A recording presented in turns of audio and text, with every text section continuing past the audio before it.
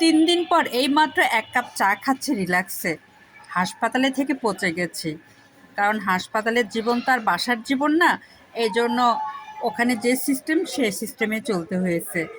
আর ইচ্ছামতো একটু শান্তিতে একটু চাও খেতে পারিনি। আর এই কারণে 1 কাপ চা বানিয়ে নিয়ে আসলাম বেলকনিতে।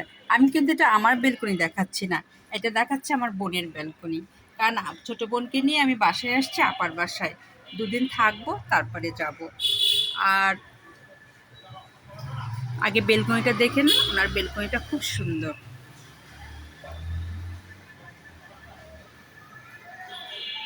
তবে সবচেয়ে তৃপ্তি হলো 1 কাপ চা। কেনা চা খেতে খেতে আর ইচ্ছা হচ্ছিল না চা খাবো, চায়ের প্রতি একটা অরুচি চলে আসছে।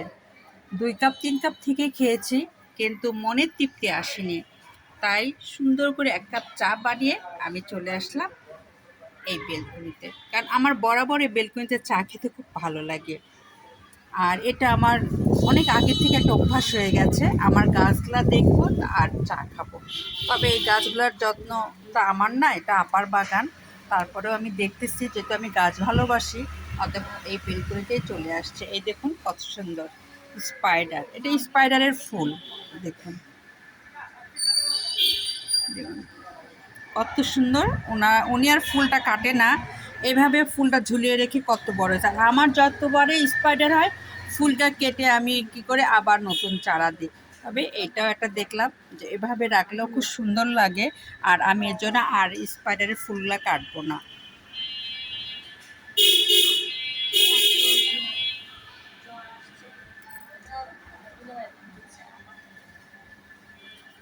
হাসপাতালে থাকতে ভালো লাগে, কিন্তু একধারে ভালো লাগে না। রুগী দেখতে ইচ্ছা করে, রুগীদের সাথে কথা বলতে ভালো লাগে, কিন্তু ঘন্টার পর ঘন্টা থাকতে ভালো লাগে না। বেড়ায় যেয়ে যদি কাউকে রুগী দেখতে যাওয়া যায়, তখন ভালো লাগে।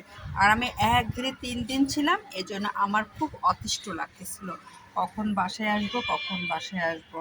তবে হাসপাতালে এক একজন রোগীর অবস্থান দেখে অনেক কষ্ট লাগলো।